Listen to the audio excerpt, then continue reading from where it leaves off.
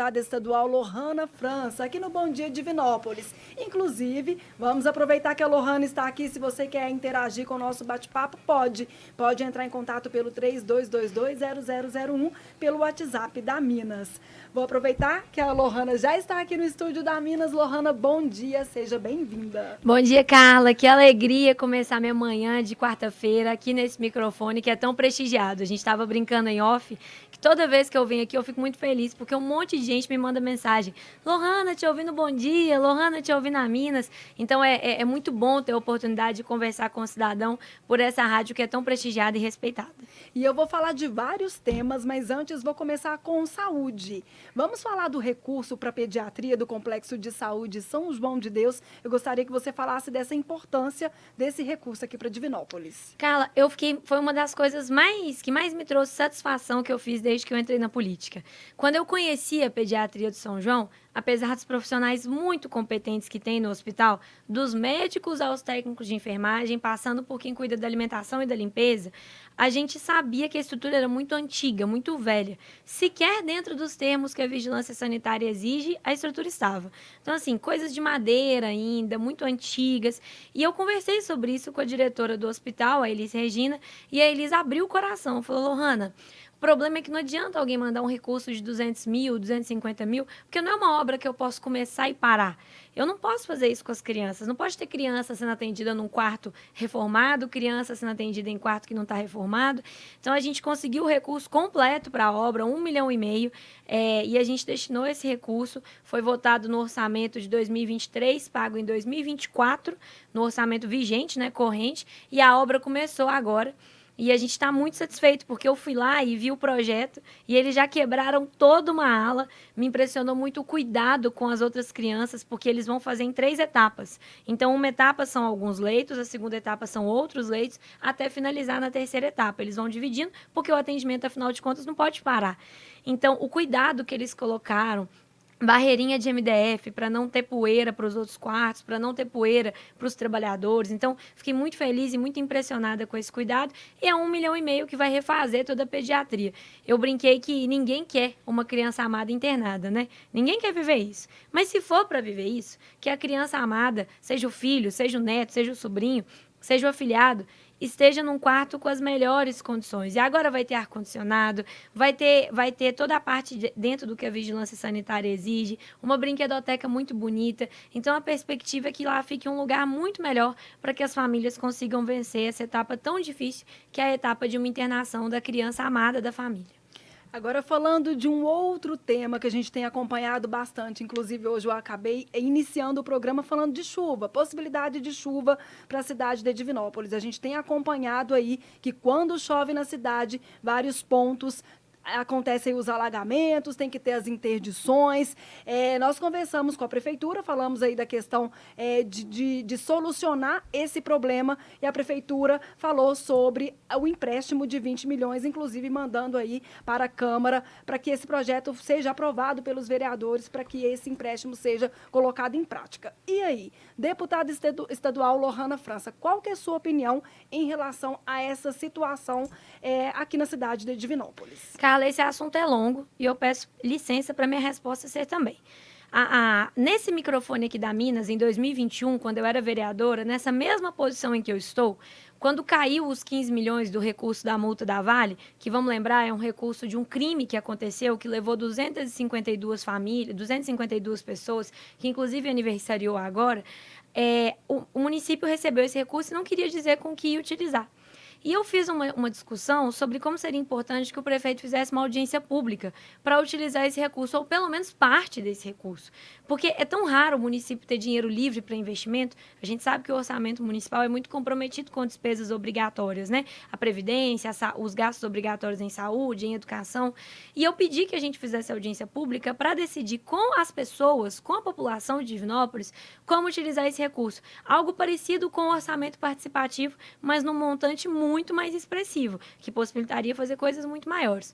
O prefeito veio aqui e, nesse mesmo microfone, muito rudemente, como é do costume dele, disse que se eu quisesse decidir como seria utilizado o recurso, eu deveria ser candidato ao executivo. E o que foi feito com esses 15 milhões? A gente sabe mais ou menos. Porque não houve uma prestação de contas clara do que foi feito. Pelo que eu vi, de muito asfalto e muito calçamento, eu acredito que foi isso. Foi asfalto e calçamento, especialmente para os vereadores aliados. E aí, em seguida, houve uma cobrança em relação ao recurso do Fundo Municipal de Saneamento. Com as enchentes acontecendo todo ano, a Fabi, que é a dona da academia Tudo de Bom, inclusive, mostrando aquele ponto ali da Rua Ibituruna que sempre alaga. Então, houve o Fundo Municipal de Saneamento sendo questionado, porque tinha 5 milhões no fundo e ninguém sabia o que a prefeitura ia fazer com esse dinheiro. O que a prefeitura vai fazer com esse dinheiro de 5 milhões, que é do Fundo Municipal de Saneamento?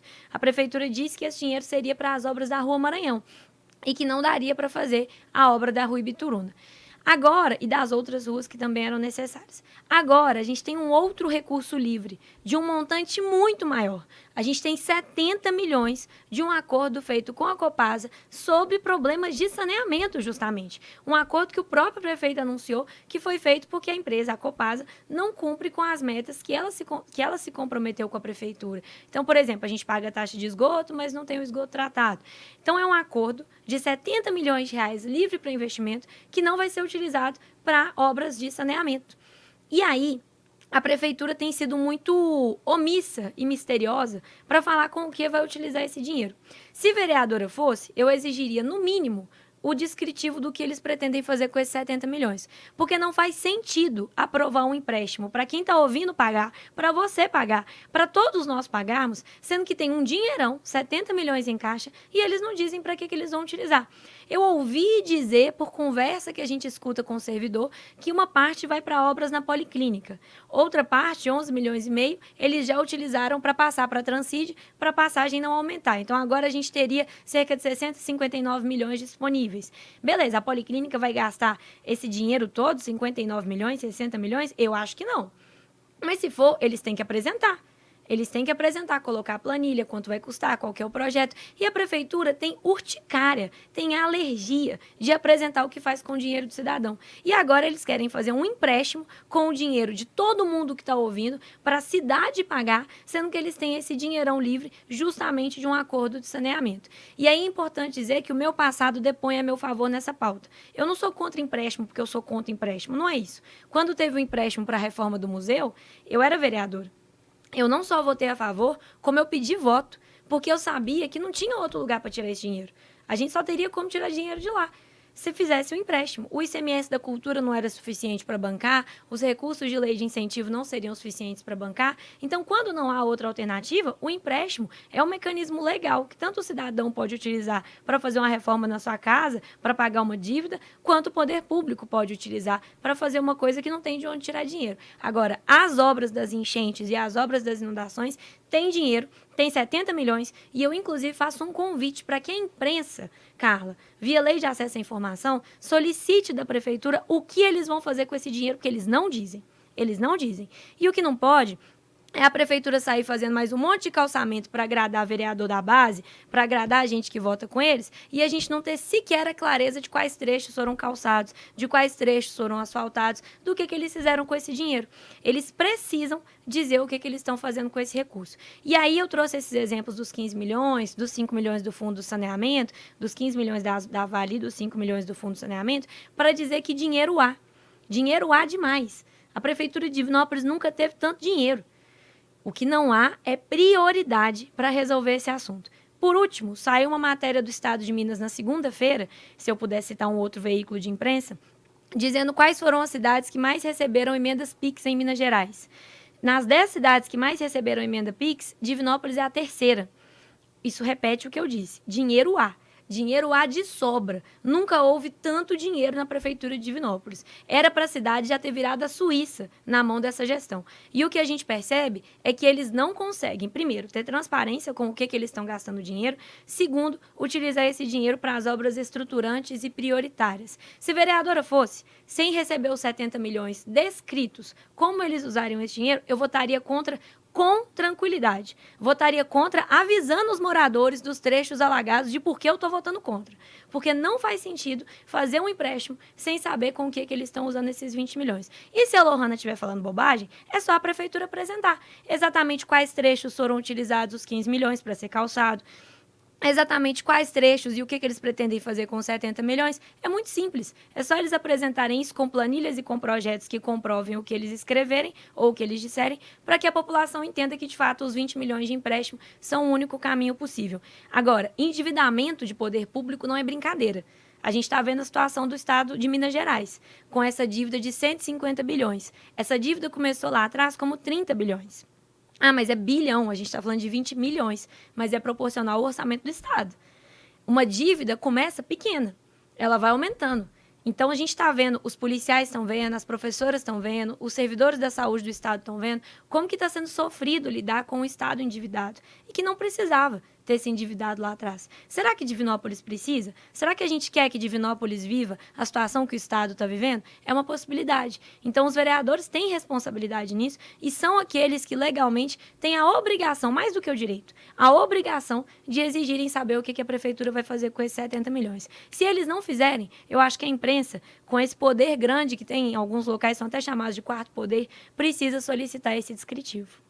Tá, então a resposta da Lohana França, e lembrando que como o sistema MPA de comunicação e o papel do jornalista é ouvir os dois lados, se o prefeito também estiver ouvindo, alguém da prefeitura quiser também se posicionar, pode também, e você que está ouvindo, pode interagir com o nosso bate-papo no 3222-0001. Agora falando de UENG. Recurso teve também para a UENG para a construção do restaurante universitário, licitação já foi concluída, e aí, e as obras? Carla, que aventura que foi esse dezembro, porque dezembro foi cobrando essa licitação todo dia. Deixo meu abraço a todos os servidores da UENG que ajudaram tanto para que desse tempo da licitação sair no final do ano passado. Isso era muito importante para que a emenda não perdesse a sua impositividade, que quer dizer a obrigação do governo pagar. Então, deu tudo certo. Licitação costuma ter tanto problema, denúncia, a gente que entra na justiça. Demora. Deus foi tão bom, Carla, que nada disso aconteceu. A licitação correu com a maior tranquilidade. O contrato foi assinado dia 27 de dezembro. Então, a gente estava entre Natal e Ano Novo e eu acompanhando e perturbando os servidores que, graças a Deus, entenderam a importância do assunto e não ficaram chateados comigo. E agora a gente já está organizando o lançamento da pedra fundamental da obra e o início das obras, porque os estudantes precisam desse restaurante. O restaurante universitário é fundamental para que o aluno de baixa renda não deixe de estudar, porque os custos agregados, transporte, alimentação, mais bancar a sua vida cotidiana, estão altos demais e eles não conseguem sustentar tudo isso. Eu estudei na UFSJ e eu venho de uma família de classe média, eu nem venho de uma família da pobreza, mas o bandejão a R$ 2,75 foi fundamental para que eu conseguisse estudar, para que não pesasse para mim e para minha família. E tem várias pessoas que só se alimentam no bandejão. As pessoas mais pobres que acessaram o ensino superior pelo sistema de cotas, pela amplificação que a gente viu desses processos de acesso, precisam ter garantia de permanência. Não tem nada pior do que ouvir um amigo falar que começou um curso dos sonhos, está cursando pedagogia, está cursando enfermagem, está cursando medicina, está cursando qualquer curso que seja, bioquímico, meu curso, e teve que largar no meio porque não tem dinheiro para se sustentar estudando. Então, o restaurante universitário é muito importante e eu estou muito animada. Ok, nós temos outra pergunta aqui, Rafael Monteiro. Seu nome foi cogitado na imprensa estadual como principal para a liderança da bancada feminina. Qual que é a importância dessa bancada e aí?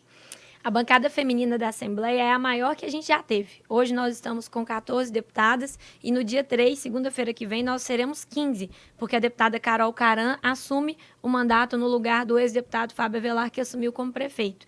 Então, a gente está num momento histórico muito importante, maior número de deputadas estaduais eleitas. E nós somos muito poucas ainda. A gente está comemorando, né, o maior número, mas nós ainda somos muito poucas.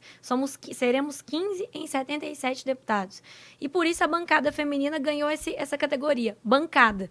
A gente tem uma representação equivalente às bancadas de base, de oposição, e isso é muito importante. Eu tenho construído essa possibilidade, hoje eu sou vice-líder da bancada e que tenho colocado meu nome. As deputadas de direita são maioria, de direita e de base de governo, mas o meu relacionamento dentro da Assembleia é muito positivo com todo mundo. Então, eu tenho colocado meu nome, dito sobre as perspectivas que a gente precisa caminhar em pautas que são comuns, como o combate à violência contra a mulher, como o combate à ampliação aos serviços de proteção aos cânceres que mais atingem as mulheres, como câncer de mama, câncer de colo do útero.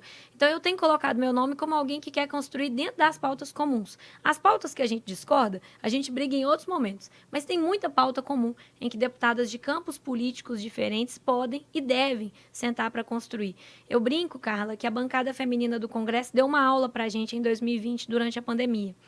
Eu não sei se quem está ouvindo a gente se recorda, mas foi a época em que o Bolsa Família deixou de ser chamado de Bolsa Família, passou a ser chamado de Auxílio Brasil, auxílio emergencial. E a bancada feminina, que eram 77 deputadas à época, hoje são mais de 90, graças a Deus, brigou para que houvesse o auxílio emergencial em dobro para as mulheres que eram mães solo. Por quê? Porque essas mulheres estavam em mais vulnerabilidade. Além de estarem impedidas de trabalhar, elas ainda tinham uma criança para criar sozinhas. E a bancada feminina do Congresso conseguiu. Mulheres de direita e de esquerda, mulheres de centro, se uniram e conseguiram negociar essa pauta, que não era de ideologia nenhuma, era uma pauta das mulheres. Então, eu quero, como liderança da bancada feminina, ter esse papel. A gente ainda está no processo final de articulação, existem outros nomes sendo cogitados, mas a gente sabe que o nosso tem uma aceitação muito boa e, se conseguirmos, vai ser muito importante para as mulheres e para toda a Assembleia de Minas, com certeza. A gente acompanha muito as suas redes sociais, a gente não poderia deixar de te perguntar também, a mulher que te ameaçou faz um acordo ali para não ser condenada na justiça, você até chegou a comentar sobre esse assunto nas redes sociais, eu gostaria que você falasse sobre esse caso também. Carla, não é um assunto fácil. Já tem um tempo que eu fui obrigada a aprender a não tratar com pouco caso esse tipo de ameaça, sabe? Porque quando eu era vereadora, eu tinha muito um deixa disso, sabe? Assim, eu pensava, isso não é nada, é gente xingando na internet, isso aí, cão que late não morde, sabe? E depois das ameaças se aproximarem muito, de filmarem minha casa, filmarem a placa do meu carro, vazarem meus dados bancários e do meu marido, e descobrirem onde meu irmão estudava, tirarem foto do meu irmão saindo da escola e mandarem para mim, depois de tudo isso, eu comecei a perceber que o risco é real. Então, eu comecei a levar a sério esse processo. E qualquer ameaça que acontece, de fato, hoje a gente leva ao conhecimento da justiça e das forças de segurança. Deixar meu abraço a todos os nossos policiais, inclusive, que estão ouvindo a gente, que me ajudaram tanto em todos os momentos que eu precisei. Polícia Militar, Polícia Civil, Polícia Penal. A própria Polícia Federal, que em algum momento também se envolveu nas investigações. E essa foi mais uma das ameaças que a gente recebeu. Então, quando eu vi, eu encaminhei direto para o meu advogado, pedi uma orientação do que deveria fazer. Falei, não, Lohana, a gente vai entrar na justiça e nós vamos à Polícia Civil também. Isso já tem mais de um ano. E a mulher que me ameaçou foi ouvida, não negou o que tinha escrito. E aí tem uma coisa que é garantida, inclusive pelos direitos humanos, que eu sou uma defensora, que é a transação penal. A transação penal é a pessoa pagar para evitar que o processo vá à frente. Eu disse no vídeo em que eu divulguei isso, e repito aqui, que eu não tenho prova nenhuma sobre isso, eu acho que ela pagou porque ela sabia que ela seria condenada. Então, para ela, era muito mais interessante não levar isso à frente, porque é muito clara a ameaça e ela não negou que tinha feito ameaça no depoimento à Polícia Civil. E o que eu acho é que isso é pedagógico.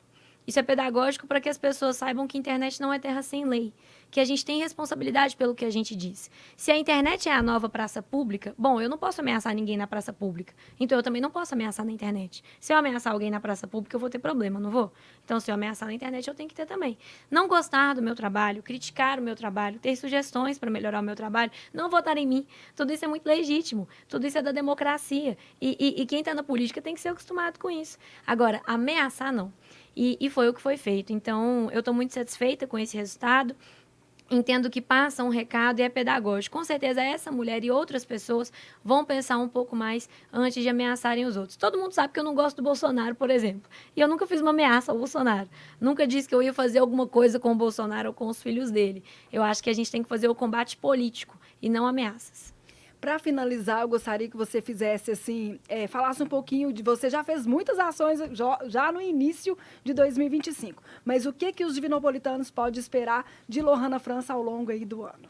Eu entendo que esse ano é um ano muito definitivo, porque vai ser um ano em que a gente vai acompanhar o governo de Minas aderindo ou não ao Propag. A situação da dívida de Minas, que eu chamei atenção, inclusive, para dizer sobre o perigo do endividamento em Divinópolis, é uma situação que a gente precisa ficar atento, porque está prejudicando diretamente quem cuida da gente. Os nossos professores, os nossos policiais, os nossos enfermeiros e médicos do serviço público.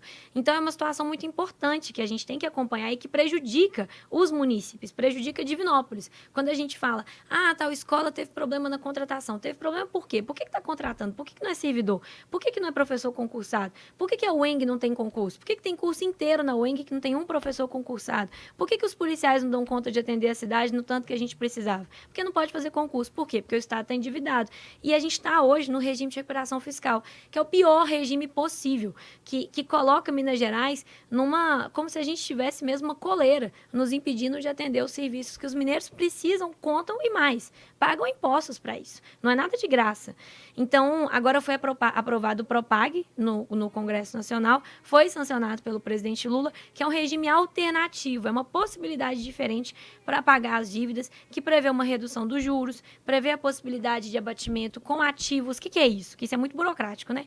Por exemplo, dos estados endividados, Rio de Janeiro, São Paulo, Minas Gerais e Rio Grande do Sul, Minas Gerais é o único que tem ativos. Os outros já privatizaram tudo. O que são os ativos? A CEMIG, por exemplo, é um ativo. Esses outros estados privatizaram suas companhias de energia. A Minas Gerais tem a Copasa, Minas Gerais tem a Codemig, Minas Gerais tem a Coab. A gente tem possibilidades de ativos, empresas públicas que valem muito dinheiro, serem entregues para o governo federal para o abatimento da dívida. A CEMIG, por exemplo, pode ser entregue, varia a conta, mas num valor entre 25 bilhões a 60 bilhões. Varia a conta, quem que está fazendo, a gente tem que ver qual que o governo federal, qual caminho ele vai levar em conta. Lembrando que nessa conta dos ativos entra até processo e perspectiva de indenizações que a CEMIG vai ter que pagar, que diminuem o valor dela, né? E isso foi muito importante, só que o Zema está falando que não vai aderir ao Propag. Então, a gente vai ter que fazer uma força-tarefa lá na Assembleia para que ele possa aderir e o Estado tenha condições melhores de pagamento da dívida. Além disso, eu vou acompanhar muito de perto, tanto as obras do restaurante universitário, quanto as obras do hospital regional. Pela primeira vez, eu fui no hospital regional e acreditei no governador que ele vai entregar esse ano, porque eu nunca tinha acreditado. Toda vez que eu chegava lá, tinha meia dúzia de trabalhador, estava um negócio devagar, mas eu estive lá no início de janeiro e fiquei muito feliz, porque o hospital estava lotado de trabalhadores, com a obra acontecendo mesmo, e numa etapa de acabamento. Então, a perspectiva de obras que a gente quer acompanhar muito de perto são a do restaurante e a do hospital regional, que precisa ser terminado, equipado, para ser entregue ao governo federal e se tornar um hospital universitário. Ok, Lohana França, muito obrigada por ter aceito o nosso convite para poder fazer parte desse nosso bate-papo aqui na Minas. Carla, sou eu que agradeço. Deixo meu beijo para todos que estão nos ouvindo, deixo meu beijo para todos os cidadãos que estão acompanhando o nosso trabalho. Eu queria repetir meu telefone aqui, posso? Pode. O nosso telefone, gente, é o 37 99186 7994. Nesse telefone, vocês conseguem trazer sugestões, trazer demandas, trazer críticas, trazer ideias. E as minhas redes sociais são o @lohana.franca. Só que Lohana é aquela coisa mais complicada do mundo de escrever, né? Você sabe que eu brinco, Carla, que ainda bem que eleição é digitar meu número na urna. Porque se fosse digitar meu nome, eu teria dificuldades para ter votos. Então, o Instagram é @lohana.franca. Lohana é com H e 2 N's. LOHA2NSA.franca. E a gente está à disposição de todo mundo que entrar em contato. Obrigada. Muito obrigada, Lohana França. Agradecer também a presença da Sara.